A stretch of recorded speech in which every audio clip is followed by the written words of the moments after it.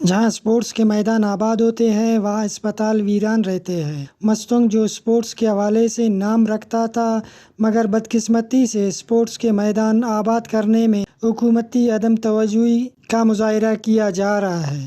میرا تعلق بلوچستان کے ضلع مستونگ تحصیل کھڑکوچے سے ہے۔ الحمدللہ میں اور میرے دوستوں نے مل کر اس فٹسال گراؤنڈ کو 2024 میں بنایا، وہ بھی اپنی مدد آپ کے تحت۔ اور میرا کوشش یہی ہے، میرا ویژن یہی ہے کہ میرے علاقے کے نوجوان نشے پتے اور دیگر منشیات کی چیزوں سے بچ کر اسپورٹس کی طرف آ جائے۔ میرا کوشش یہی ہے، میرا ویژن یہی ہے اور اس کے لیے میں محنت کر رہا ہوں، باتیں نہیں صرف، اور محنت بھی اپنا کر رہا ہوں۔ تو اس گراؤنڈ کو میں اور میرے دوستوں نے مل کر اپنی مدد آپ کے تحت بنایا، اور میں حکام بالا سے اپیل کرتا ہوں کہ میرے ساتھ تعاون کرے تاکہ میں اس گراؤنڈ کا ادھورا کام بچ گیا ہے اس کو مکمل کر سکوں۔